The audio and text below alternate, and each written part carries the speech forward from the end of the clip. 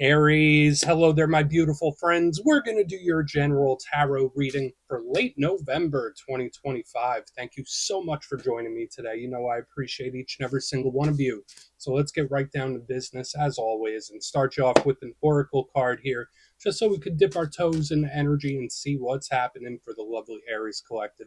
Hope you're all doing fabulous and fantastic, my friends. Let's get it going here. My guide, spirit team, talk to me. What do you got for us Rams in late November? We're just moving on into Saggy season. What energies, messages, insights can we take a little peek at? And yeah, we're just going to take a real quick look at this first card. Then we'll get into the full reading itself. At the very end, I'll pull you a bonus card from the Shadowland Tarot, just to see who might be in the shadows or what shadow work you can lean into, which is always interesting. But let's get it going here. Let's rock and see what we got for Aries. Please, let's get this card out. What's the energy? What's the vibe for us? There we go. Nice and quick. Okay, so this card to me, I always say it's very complex, and it seems like she's kind of just sitting and waiting. So I'm not sure if some of you are in a waiting pattern, and this does seem like a very simplistic card. I always say that, but there's a lot of underlying symbolism, especially in the background, if you take a look at the image.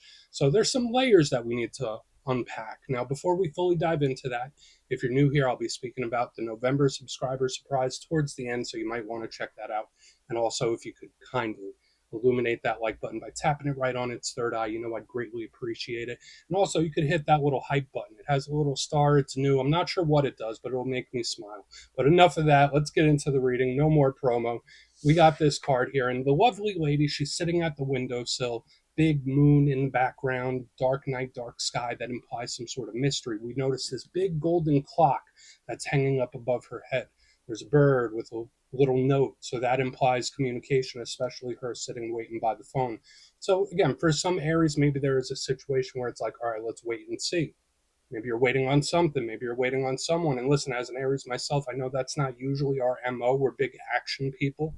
So some of you, this might be a little frustrating. Now, another thing I always say about this card, since the clock is golden, there might be certain situations where time could really help, where it's like, all right, well, it's only a matter of time before this happens. Or maybe you just need to give something a little time, a little patience.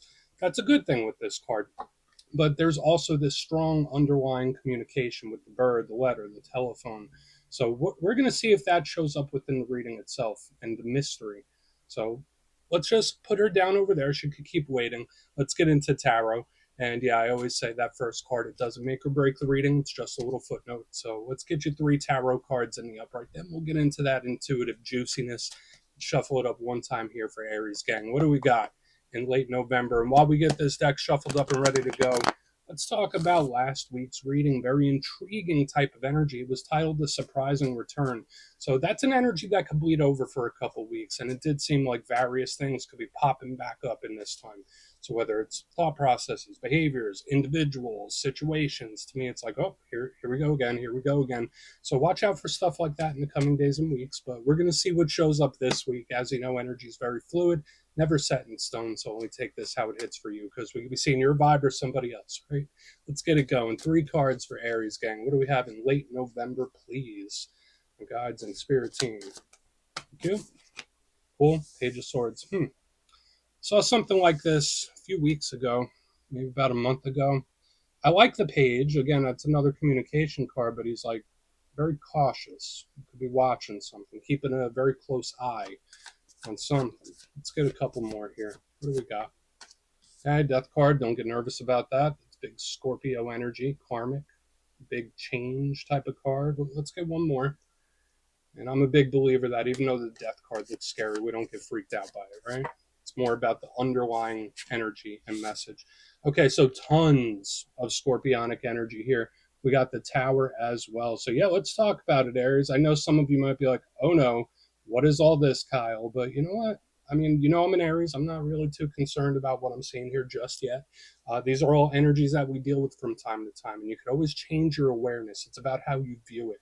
But let's go through real quick. I'll give you some of the classical meanings and archetypes. Then we'll get into that juicy intuitive stuff. But at first glance, elementally, there's a ton of internal energy here this week, Aries. The main one I'm seeing here is the water, right? Because we have the death card and the tower. And even though this does not look anything like water element, it is. Tons of scorpionic energy. Now, for some of you, maybe you're connected to Scorpio. Maybe you're like me and you have some Aries and Scorpio placements. Maybe that's why I'm not too concerned about it. But water represents the realm of emotion and feelings. It's great for creativity. It's great for expressing yourself. It's great for imagination and thinking your way out of issues with a, outside the box type of energy. Could connect to relationships and just general feelings and emotions. So we do want to see what this water is about. Then we have the air right there in the front. That's much more complementary towards us. That's the logic, the mind, the plan, the strategy, and the big communication. So when we look at all these cards, they're all the internal world. Wands and pentacles are the outside world and action. Cups, water, and air are the internal. So it's like we have the heart and mind, heart and mind. So it's going to be intriguing to see how this plays. Let's go through and start building this out piece by piece. Position number one, we're starting with our good pal here, the Page of Swords. And you see him there, he's got his sword up, he is on guard for something. Now, the one thing I love about pages is they represent youth, they represent new energy. They're great students, so they're good for learning new things, new skills, new anything, and they're also big communicators. But this page is different than the others. Now, it could just be an air sign you're connected to, so Gemini, Libra, Aquarius. If that's not the case, the Page of Swords is defensive in nature. So, could there be someone or something you're a little skeptical about? Possibly. Could you be on guard or on edge about something? Also possible. Could it be a sign from Spirit saying, like, all right, Aries, keep a very close eye on this? Sure, it can be.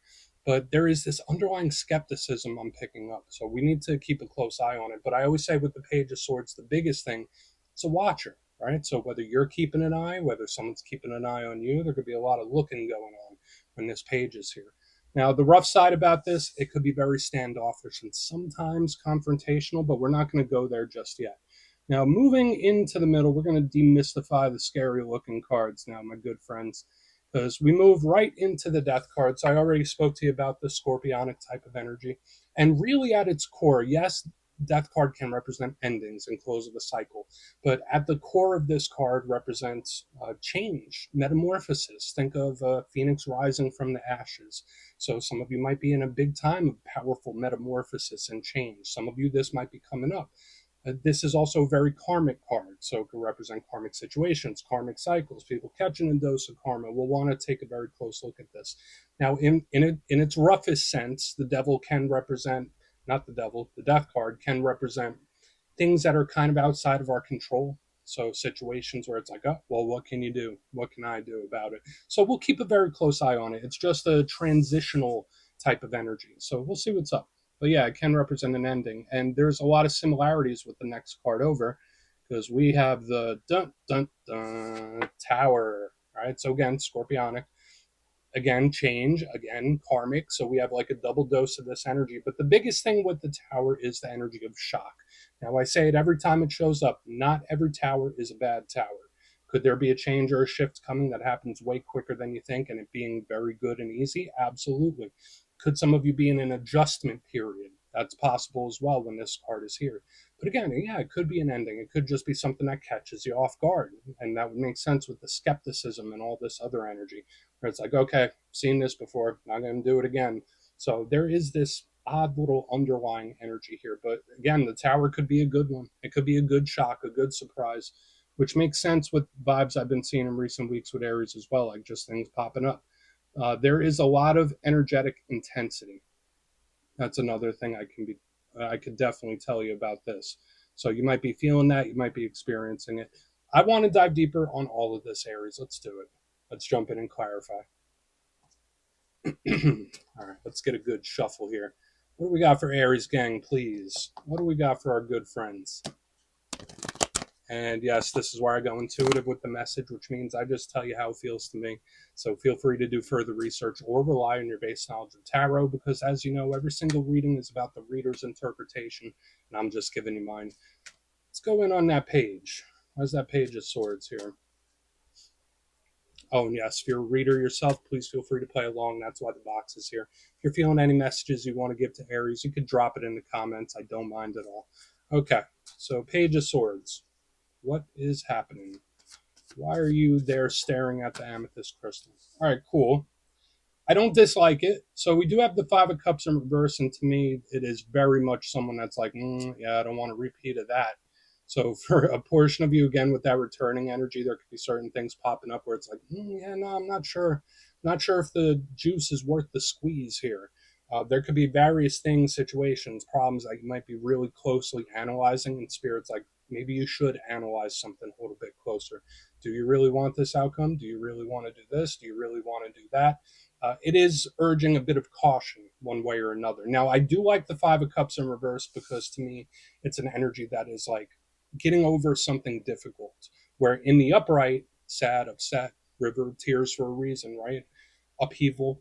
In reverse, it's like, okay, the worst of it is over. So there could be a situation, a problem, or something where it's like, I've gotten through the worst of it, but I don't want to do that again. It's like, if I could avoid doing something again, I will. So we're just going to keep moving. Yeah, it could be signifying a situation or a problem, sure, but we're just going to keep moving here. I don't think this is the main portion.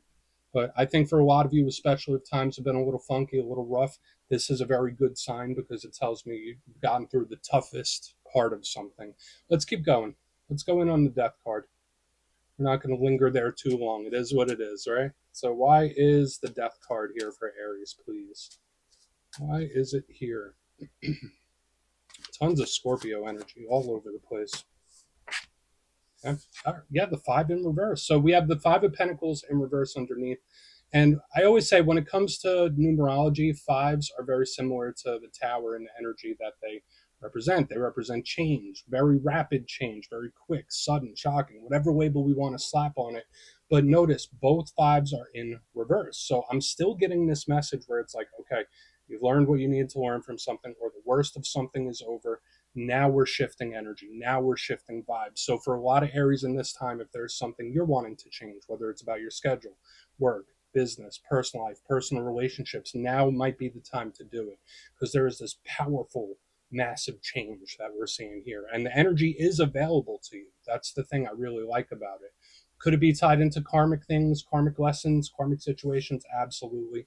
But similar to the Five of Cups, this Five of Pentacles, it's difficult, right? These people look lonely. They're thrown out in the cold. They're going through a tough time, a situation, a big problem of some sort. In reverse, same exact thing where it's like the worst of it is over. So for some of you, there could be a lot of reassurance here that if something does pop up, maybe it's not going to be as bad as you think. Or if you have been dealing with something, the worst of it is through. And that's what I like. That's what I really like about this. We're just going to keep pushing forward. So we're going to put that Five of Pentacles in reverse underneath here.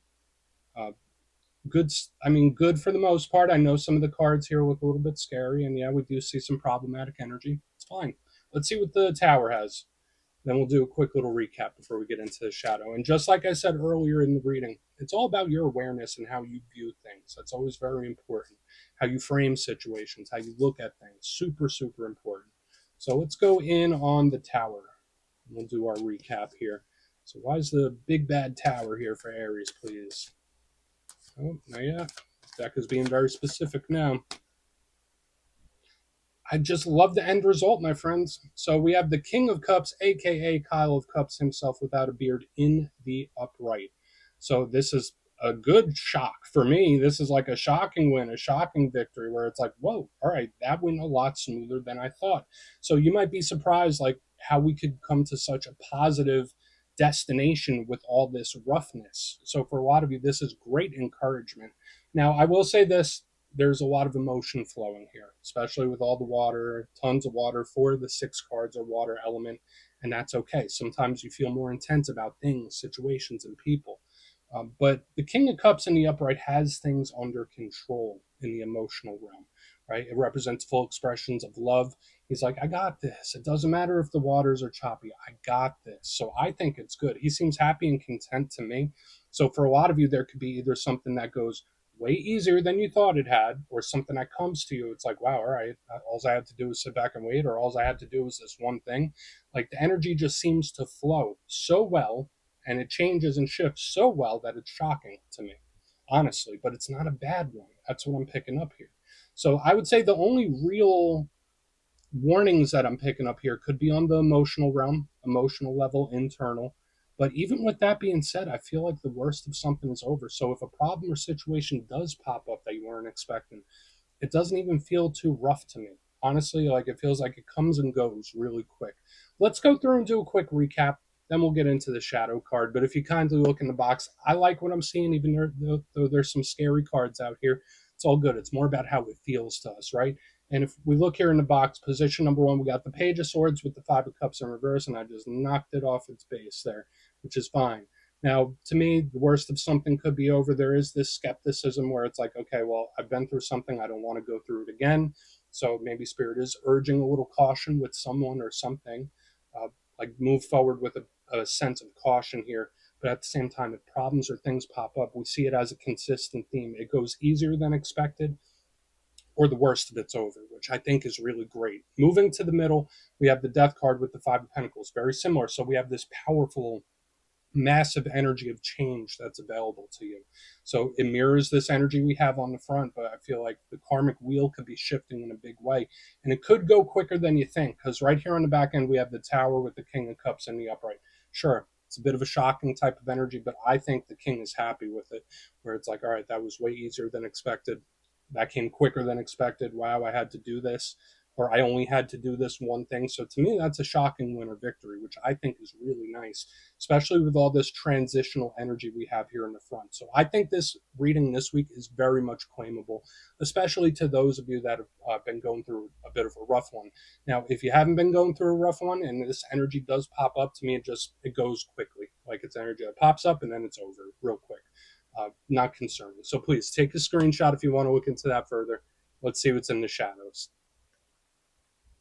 Okay, let's get a good shuffle here for Aries. And yeah, I always like to pull one shadow card at the very end just to see whether it's something within you or something you don't quite see just yet. Um, Remember, shadow cards don't always have to be a challenge. They could be a good thing too. So let's get you one. And yeah, if you made it to this point in the reading, please feel free to check out channel memberships. I'll put a link for it in the comments below. It's a beautiful way to support the channel, and I have much love for all my channel members. Okay, let's get this going here. What do we got for Aries gang in the shadows? Thank you. Okay. Yeah, the Knight of Wands. So now we have the Aries power card showing up in the shadows, which really makes me happy. Now, the Knight of Wands in the shadow sense could be very out of the blue, similar to some energies we were seeing in this week's spread. The Knight of Wands could be impulsive.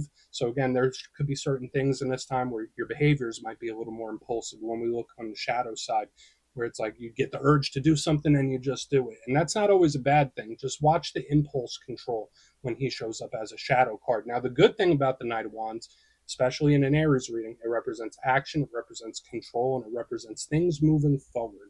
So if you've been feeling stuck in a rut, all the energy available to you in the main part and in the shadows tells me energy is shifting in a positive way, which I think is nice. But yeah, the big thing for me with this card being in the shadows is just watching the impulse control. So keep that in mind. Okay? Temper, all that good stuff. But we're just going to let him chill right there, Aries.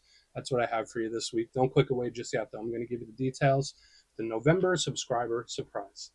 If you would like further insight on your situation and you'd like to have a little chat with me, you can book a personal reading with me on my website, mastermetaphysics.com. You'll see my digital calendar is open for the month of November. They're filling up pretty quick, so if you'd like to have a chat, come over and see me. But for the November subscriber surprise, I'm giving away 3 copies of a lovely deck. It's fairly new. It's called Tarot of the Woodland Wardens. It has a whole bunch of fluffy critters. It's really adorable. I think everyone would like it. So if you like to get your name in for this, it's 2 simple things as always, my friends. First, you must be subscribed. And second, let me know down in the comments, since it is November, what are you most grateful for right now? You'll be entered to win, and at the end of the month, the winners will be announced in my community tab. As always, my friends, much love, and I'll see you soon.